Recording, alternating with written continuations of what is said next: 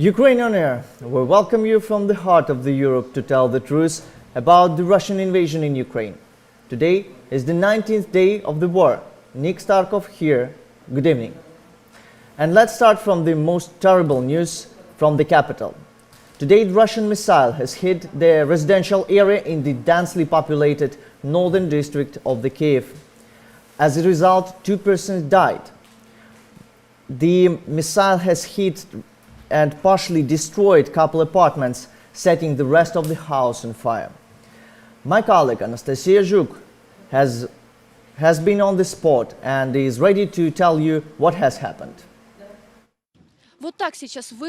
This is how an ordinary multi-stored building in one of the districts of Ukrainian capital looks like now. While the civilians were still sleeping at about 5 a.m., a Russian artillery shell hit an apartment building. 2 were killed, 7 more were seriously injured.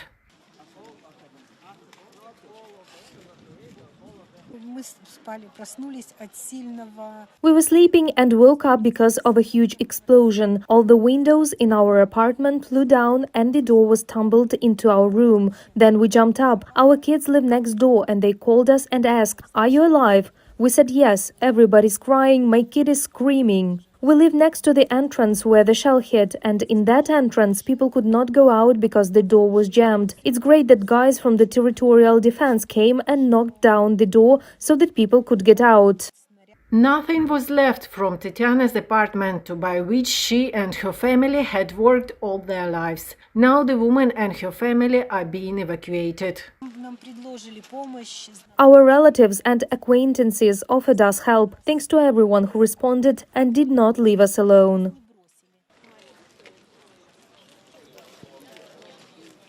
And Igor lives 2 houses away from here. He says he was also awakened early in the morning by a powerful explosion. I was at home around 5 a.m. and I heard a powerful explosion. It was clear that it was not somewhere close, not some kind of air defense, for example. We got used to the explosions, but this time we did not understand anything. Now this man is thinking of evacuating, but where to go he does not know. In Sergei's house, the windows were blown out. We had a wave that went through the end. It blew out windows in the common balconies. It was built like that. All our windows would have been blown out, of course. Thank God we have a bomb shelter near our house, as we have no money for a car to evacuate. Rescue workers are on the scene now. 70 people have been evacuated from the house. Anastasia Zhuk, Alexander Shko. Reported by Olena Shustova, Anastasia Zhuk, UATV News. And now I would like to propose you to take a look at the video material that our team proposed and prepared for you. This is the confession of one of the Russian soldiers that was recently taken captive by Ukrainian army.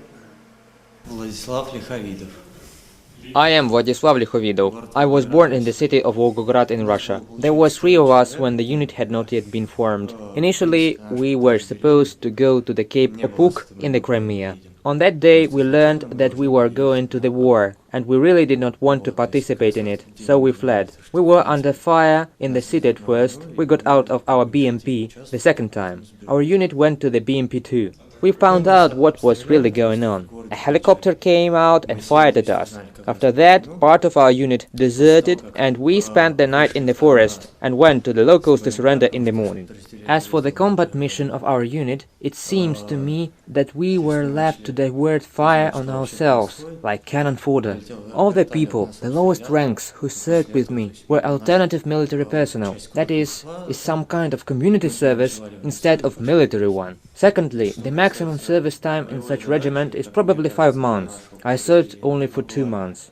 The 33rd Regiment, in which I served, was formed quite recently, and for an entire year it was not supposed to be involved in any military actions. They led us there on purpose, and we did not know about it. We were supposed to act as cover, while someone more experienced did his job in this war.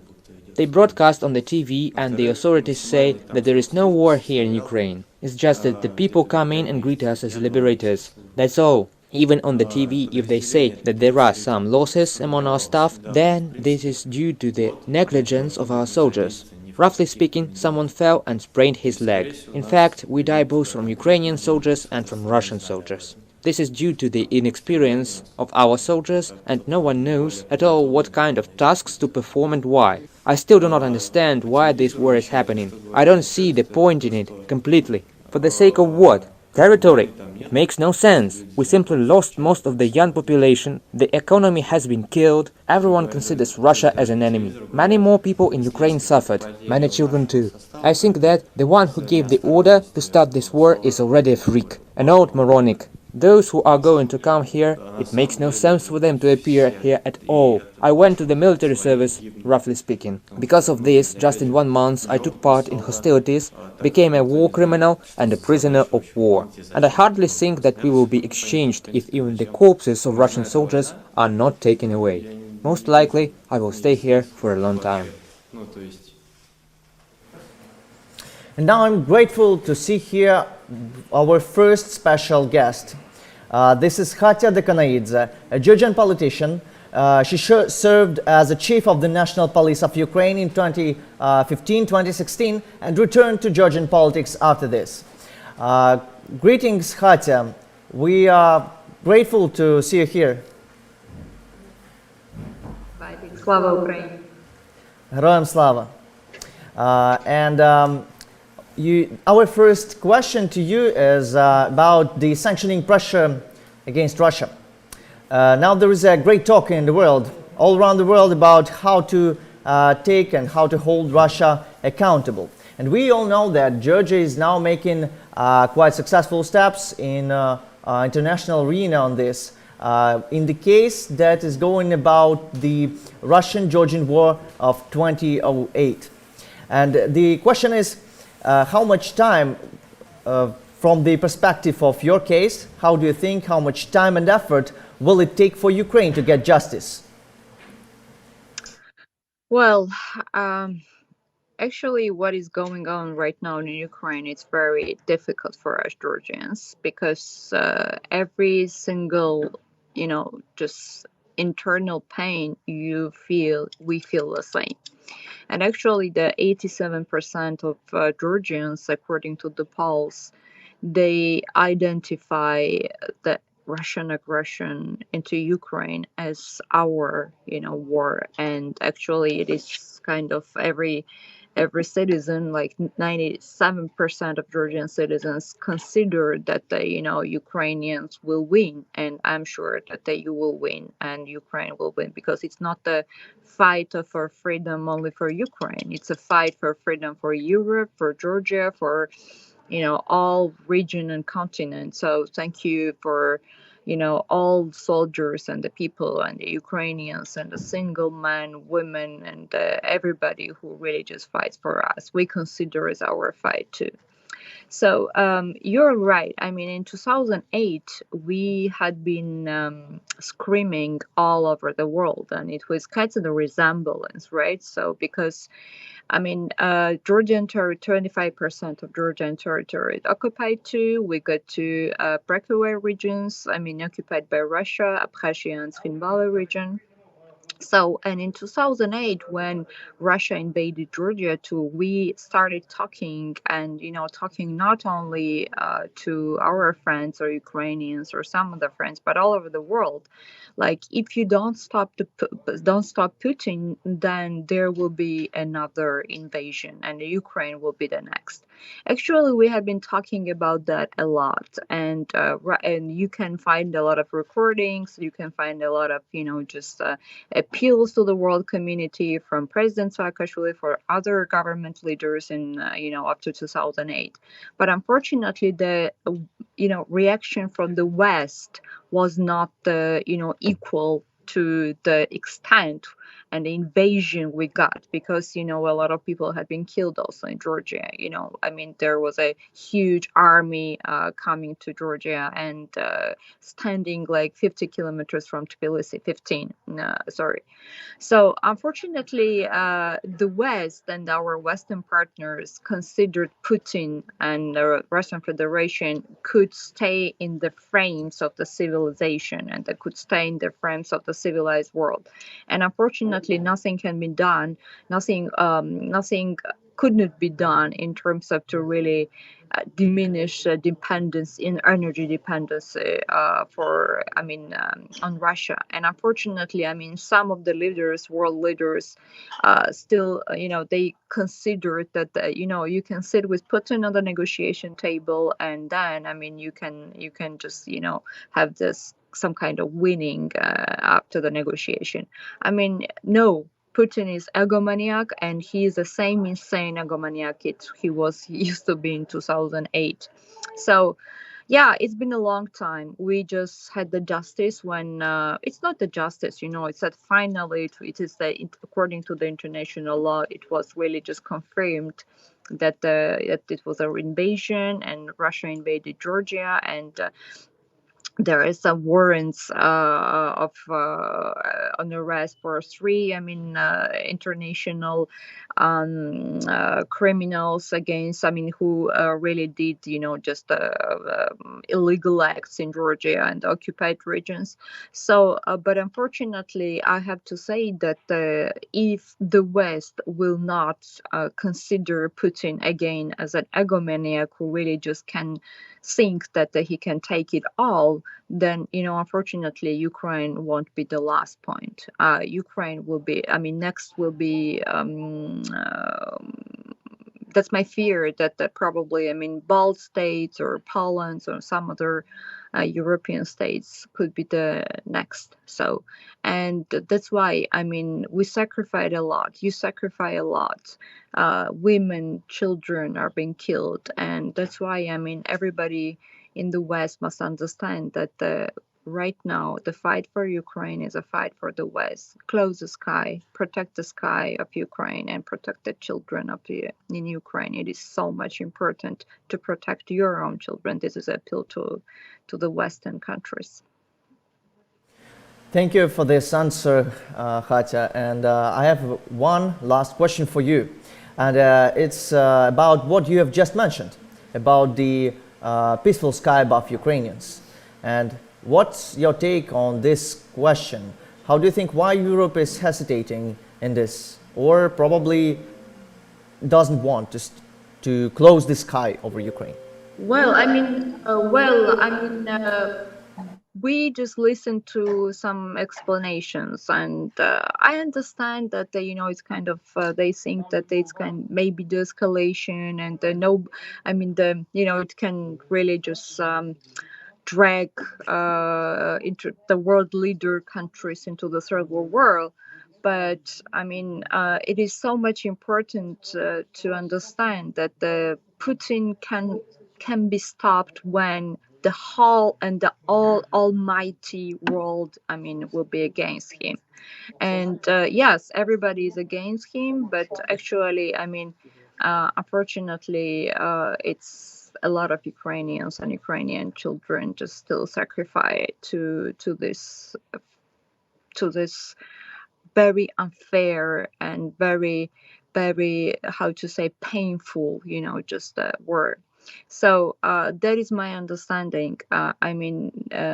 If you really just consider that Putin is, or Russian Federation or Kremlin can stop somewhere, unfortunately I am, as a person who really just have seen it in 2008, I can assure you that yeah, Ukrainians are so brave. Ukrainians are so much fighters, first fighters for their country. Because they fight for their soul, land, and families and houses. But unfortunately, Putin needs to be stopped by the all real will of the world. So I do consider that world leaders will finally realize that it is for the security of Europe too. So the sky must be protected, especially on the humanitarian corridors, especially on the nuclear plants, and just the nuclear plant security. It's not only the security of Ukraine, but also it's security for Europe. So that's why we talk to everybody about that. We talk to our Western partners. Even right now I'm in the Council of Europe, and we try to push very hard in terms of Russia to be expelled finally, from all civilized organizations. Excuse me, Khata. I'm sorry. I just wanted to say you that that the sky above Ukraine and the security in Ukraine and the humanitarian corridor exactly is the topic of our next conversation. And I just wanted to say you thank you very much for all your effort you've done here and for your own country. And we are with you to the same degree as you are with us. Thank you very much. Thank you very much. Thank you very much. And now let's take a look at what happens in Hague. Today the UK Justice Secretary Dominic Raab is visiting the International Criminal Court, and there he offers the UK's help in gathering evidence of a prosecution against Vladimir Putin. So basically in holding him accountable for what he makes in Ukraine. The community's response to Ukraine has been looking at sanctioning the war machine that Putin has assembled, dealing with the humanitarian situation and supporting the government of Ukraine in resisting. There also needs to be a fourth strand on accountability, making sure that anyone who commits war crimes in Ukraine is held to account, and the commanders on the ground, those that may be receiving illegal orders as well as those in the Kremlin, need to know that right now. And I've made clear that we'll provide a package of support, financial and technical support for the ICC to be able to deliver on its mandate. Can you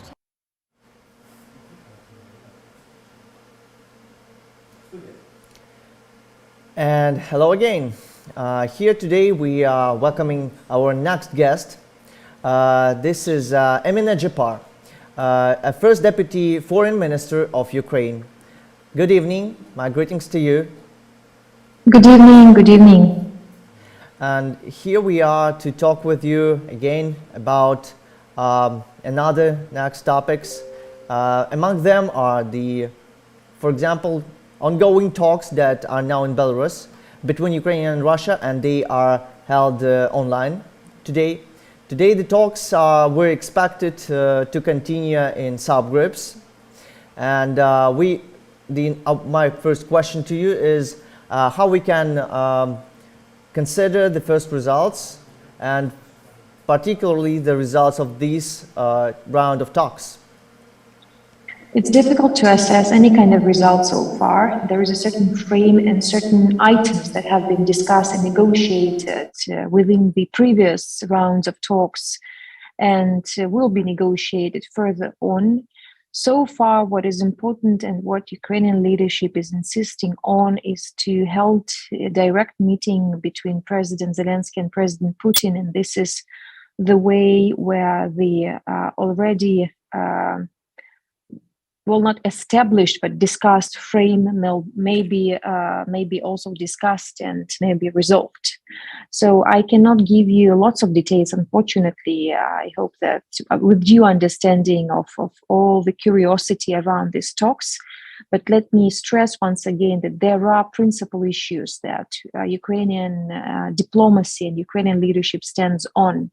And these are the international law and international principles that have been violated in 2014 with regards to the territorial integrity, and something that may not be discussed or negotiated on the cost of Ukraine or on the price of vital Ukrainian interests. Again, another issue that I would like to stress is that Ukrainian diplomacy is trying to exhaust any mean that is available, is trying to open up any window that is available with the request to negotiate, to mediate with regards to other partners. The picture that we see is my minister Dmytro Kuleba having a meeting with the minister Lavrov under the mediation of Minister Çavuşoğlu. This is yet another track that we try to elaborate, but unfortunately, Minister Lavrov was not committing himself as the foreign minister, as he stressed that he's not responsible for these issues that my minister wanted to discuss. And this is, first of all, and mainly was dedicated to the humanitarian disaster that we see in Mariupol. And unfortunately, not of much result we had after the talks in Antalya, but it was important to have this meeting anyhow.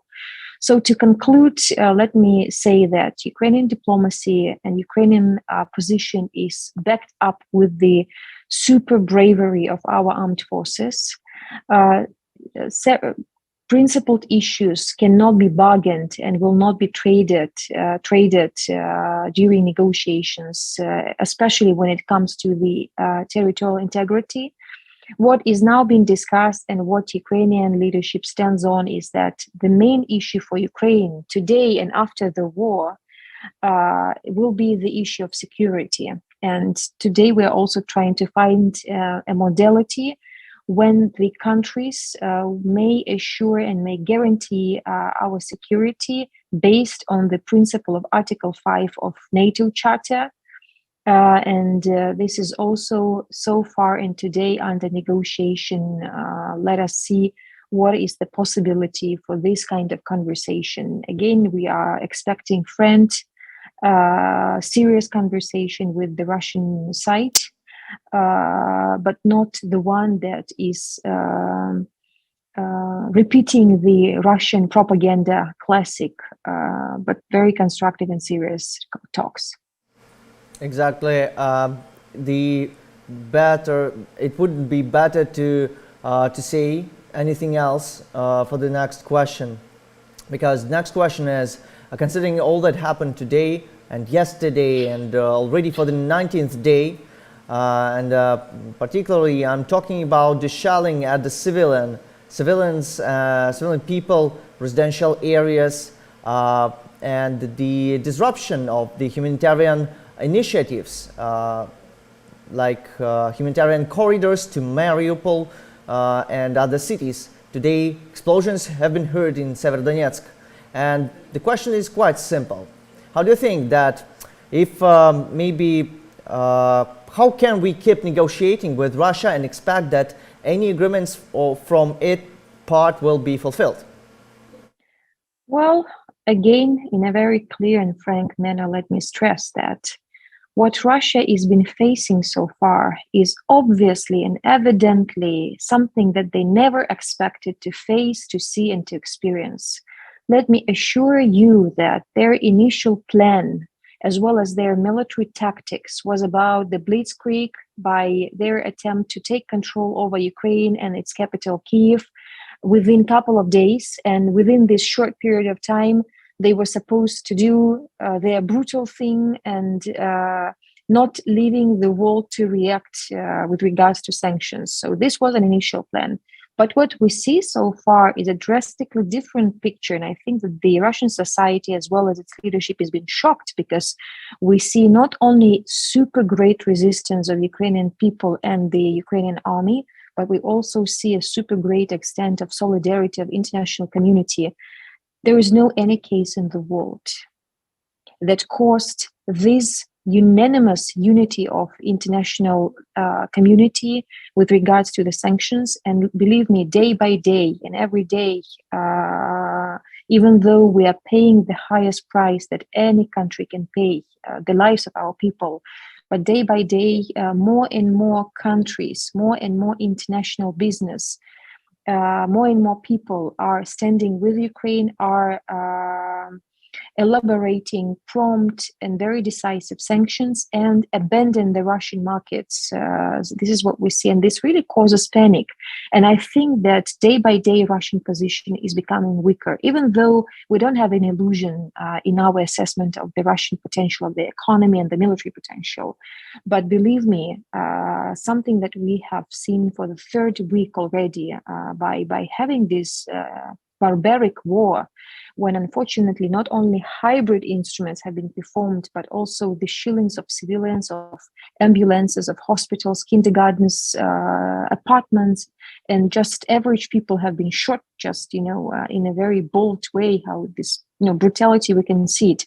But the Russian miscalculation is very evident, because what I also think is that President Putin and his surrounding, and I think that it's a very limited group of people, they never expected this to happen, and they were also misinformed in their assessment that half of the Ukrainian people will meet them with salt and bread and the red carpet. it's not there, and they don't see what they wanted to see. So to conclude my response, Ukrainian position is strong enough, to still keep on fighting and not giving up our positions and not giving up our arguments during the negotiations. But day by day, the Russian position becomes weaker. And this is a matter of fact. Everyone can see it. And their spirit is actually been broken to these numerous sanctions that will even stronger, as my minister today said during the briefing to the journalists. We expect the next package of sanctions from EU. We expect the embargo of, I can't hear you, unfortunately. I can only see that you speak, Do you hear me? Yes. That's great. I'm just wanted to propose you to somehow continue the topic of boldness of Ukrainian and bravery of Ukrainian people. Exactly this topic was raised by Ukrainian President Volodymyr Zelensky in his today's statement. And let's take a look at what he said. He particularly made an informal visit to wounded army men hosted in various military medical facilities. Captive injured soldiers of the Russian Federation are, by the way, also treated there. So let's take a look together. Мужні хлопці, веселі, які захищають Київ і знають, що ми переможемо. Відчувається це. Переможемо завдяки тому, як тільки ми, українці, вміємо гуртуватись, вміємо завжди пам'ятати про своїх. Своїх по духу, по серцю, по щирості. Зустрів там на блокпосту надзвичайну людину, яка щоденно підтримує наших захисників, щоденно привозить їм каструлю з борщем. Справді смачним, справді українським, просто від душі. І я знаю, що саме на таких людях століттями тримається наша держава. Саме завдяки таким людям ми переживемо будь-які чорні дні. Бо ми разом, і ми завжди захищаємо своїх. І своє. Не за гроші, без примусу. Не як ті, хто прийшов до нас, а тому, що ми українці. So we've just seen what our president has said after his small trip. And this is exactly about what you've just said. The bravery and the boldness of Ukrainian people is not only in how we resist, how our military resists on the front, but also in what we've just seen, just incredibly person that on a daily basis provides our military with one thing. It's a borscht, Ukrainian, from Ukrainian cuisine. From my point of view, do you think that one such a small symbol can become the showcase? How do you think? Yes, absolutely. I mean, I think that President himself is today.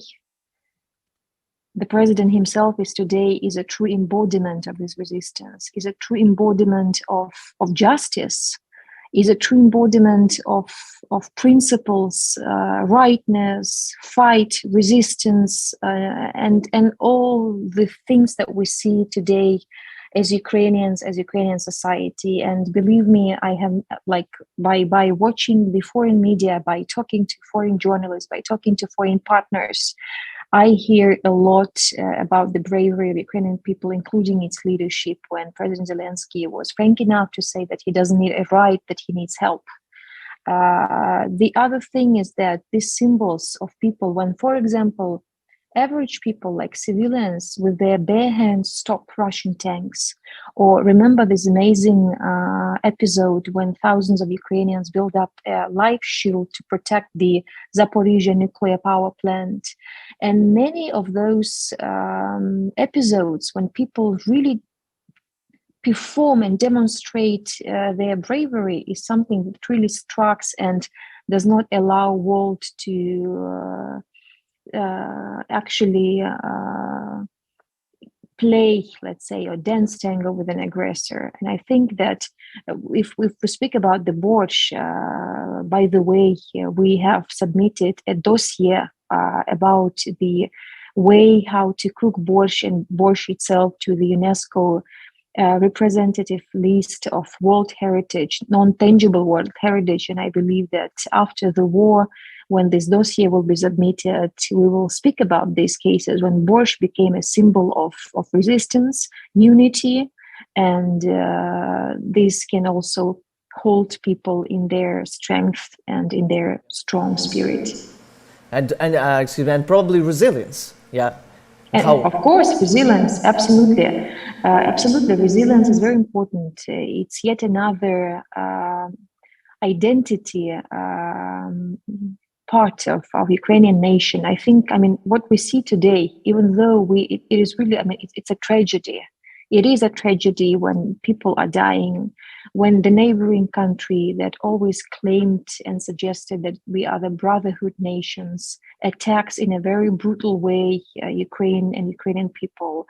But from another hand, what we see today, I think, is our path to become a true nation, to become a really independent and sovereign state that not only speaks about better future, but fights for this better future and shows to other European countries how it is to fight for it in 21st century.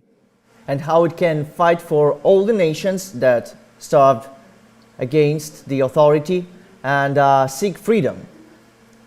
Yes, because you can't dance tango with an aggressor and you can't make business with an aggressor. And I think that what we are now trying to show and unveil, speaking to our European partners, speaking to all of our partners, that as soon as Russia became a terrorist state, as soon as their leadership is a kleptocrat, is a maniac leaders, you should act decisively. And again, as far as I am from Crimea, I used to live there before the occupation and I saw it with my own eyes.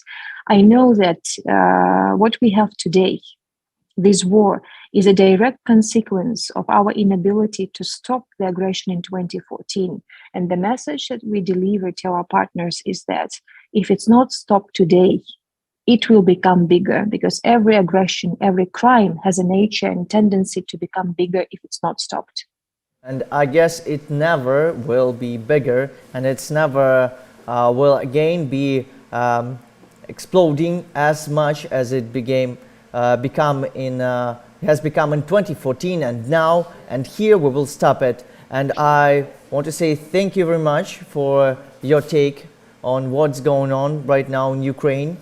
And I propose our audience to take to the next point of our stream.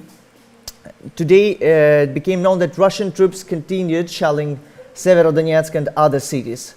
Over the past few days, the destruction has become so great in this city that there are no longer enough emergency workers in the Severodonetsk city. Explosions can still be heard, and my colleague Anastasia Volkova knows how the situation in the city develops right now. Здравствуйте, меня зовут Анастасия Волкова, я корреспондентка телеканала.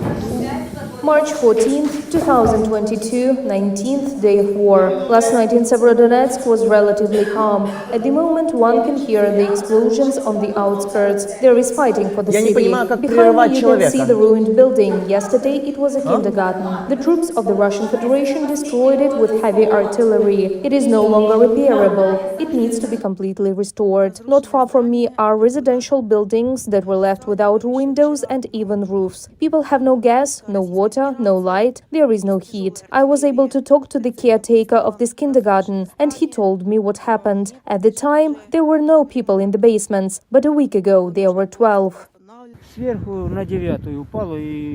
It fell on the 9th room and blew up at second. Almost everything is ruined. There is nothing to repair. Where I live, yesterday morning the windows flew out in the kitchen, in the hall, on a balcony. I'm on the first floor, so in the morning we got up and repaired the windows with something. We didn't even eat since the evening. Later a fire wait.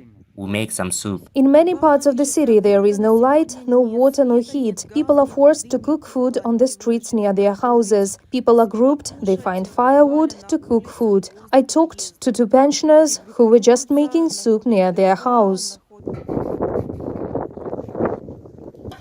We have some water soap in a pot. It was cooked when there was gas. We store it on the balcony and now we will give it to everyone who needs. What about firewood? I had some on the balcony, someone found it. You know, we must survive, stop bombing, and we will rebuild everything. There is nothing to cook, we can't charge the phone, there is no connection. На сегодня Северодонецк держит оборону. Today, Severodonetsk is holding the defense line. We thank the armed forces of Ukraine who do not surrender, but the battle continues and it brings severe destructions. During these 15 days, thousands of Severodonetsk residents suffered. I have seen many try to leave the city, but more of them stay because they believe that peace will come soon. And now in our air, we have another High Representative. This is Vasil Bodnar, Ambassador Extraordinary and Plenipotentiary of Ukraine to the Republic of Turkey.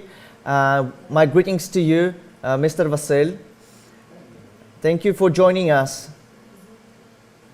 And my first question to you, as the Ambassador of Ukraine to Turkey, is going on about the military support and other and greater support of Turkey to Ukraine. And the question is, how strong is the real Erdogan's support for Ukrainian government now?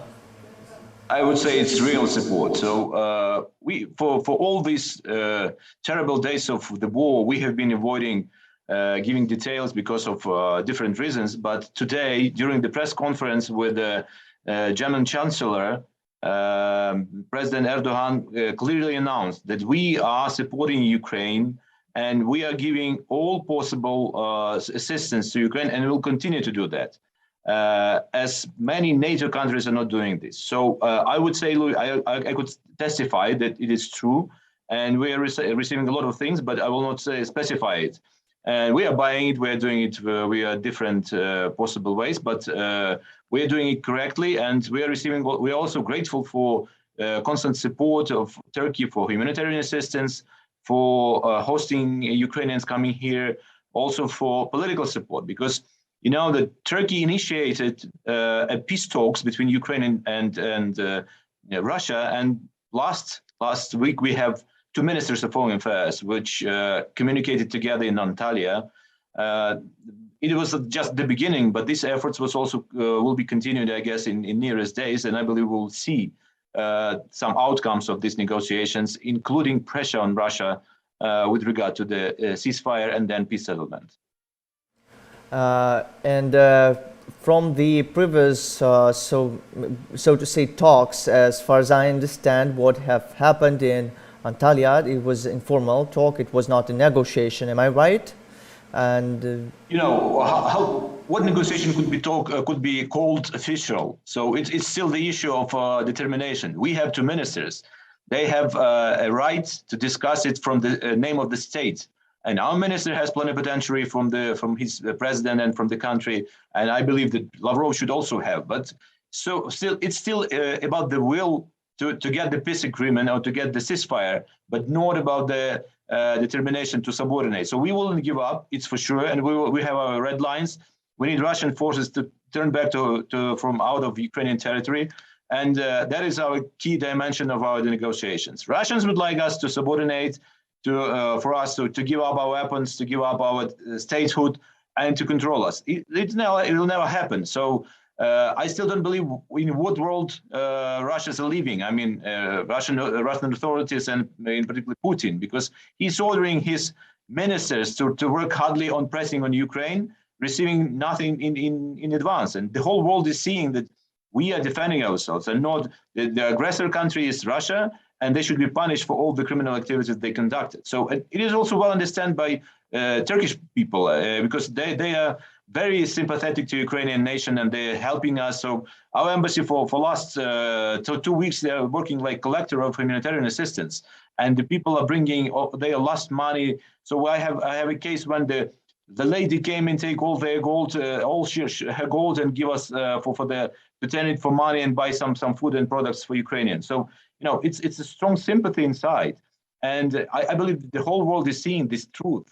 And also the Turkish journalists, they're also working in the war-affected area, and then they are in the cities, they're in Kiev, they're in different other places, and they're showing the truth. And When you came to any official building or to any official for the meeting, you see the TV which is showing the picture of Ukraine, and it's called correctly Russia attacks Ukraine. So they understand pretty well what's going on, and they also admire the resistance of Ukrainian nation, how strong it is, and how we are breaking myths. Because still everybody believes that Russia is strong, the Russian forces are huge, etc. It's pure criminals who are just conducting criminal acts against civil populations, but could do nothing in the field practically. So no results. The world is seeing it.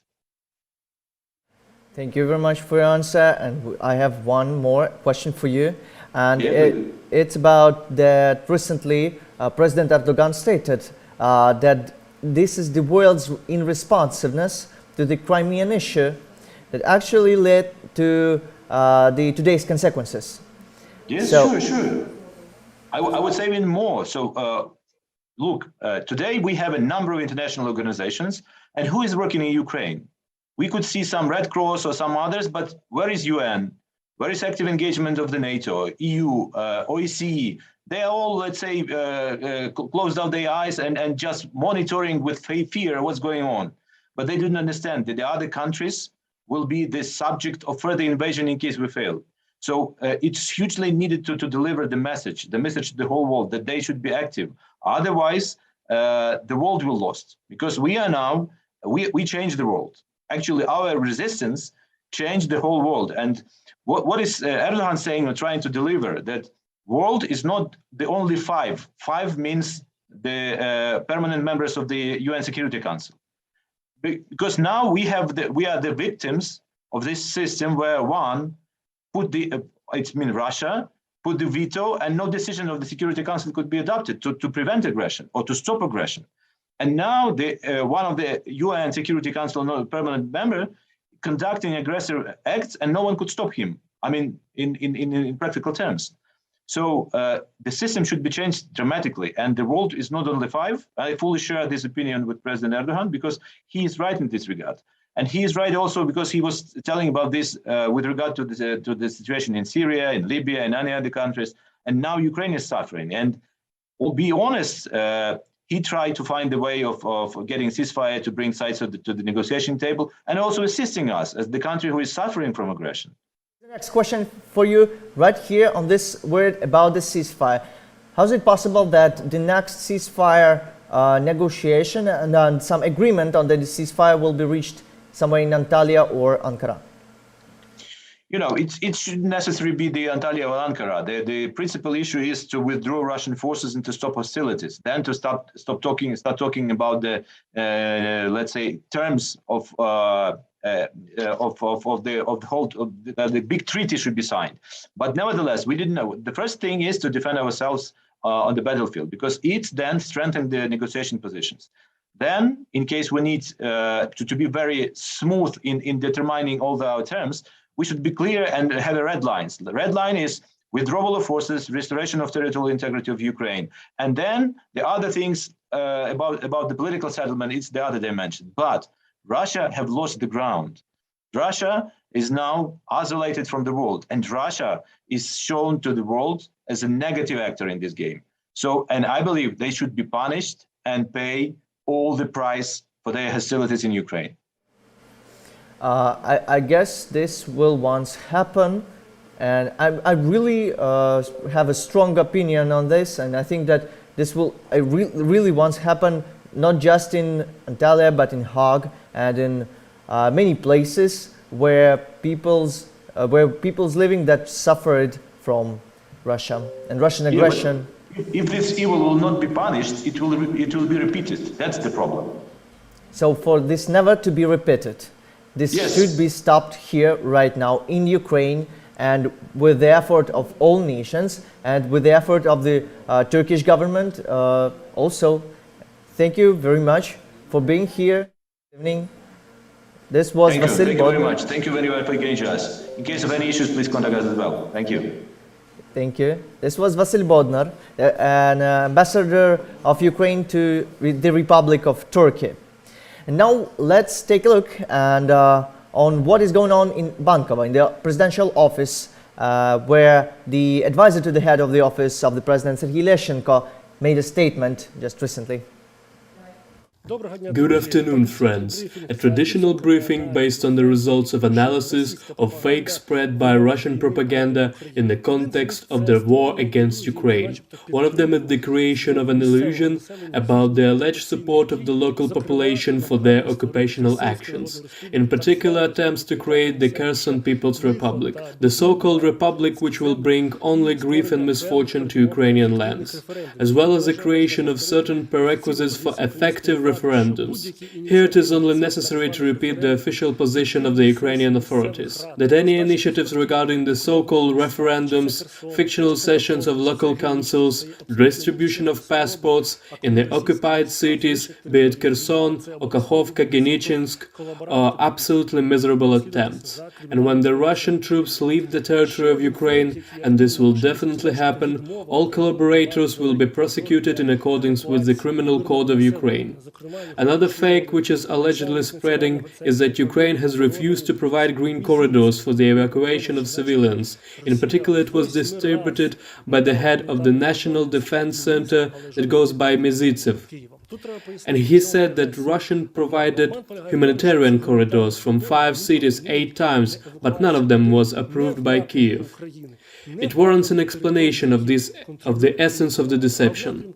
The deception is that they offer these humanitarian corridors for the evacuation of people not in the direction of Ukraine, not in the direction of the territory controlled by the government in Kiev, but in the direction of the already occupied territories or Russia proper.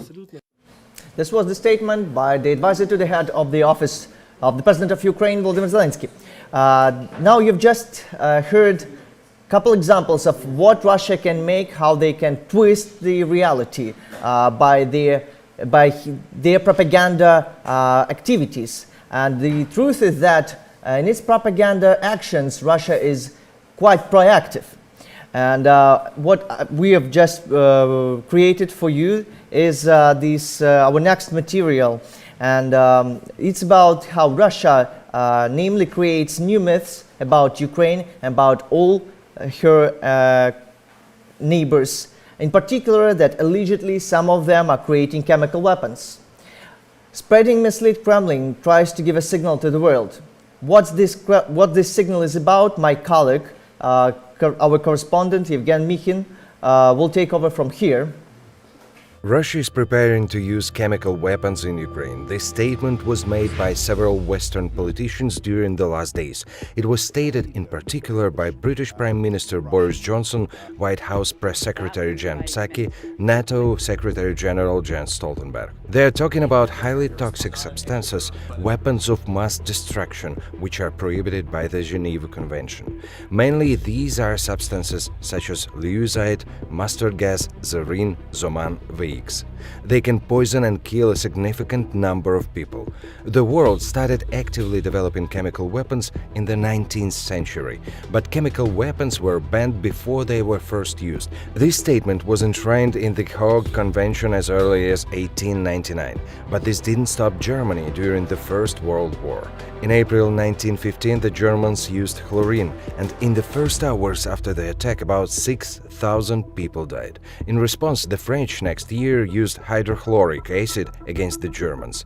In total, during the First World War, the countries used about 125,000 tons of toxic chemicals. At least 100,000 people have been killed and nearly 1.5 million affected. As a result, in Geneva in 1925, 37 countries signed a protocol banning the usage of suffocating, caustic or other similar gases and bacteriological agents in war. However, countries continued to develop chemical weapons.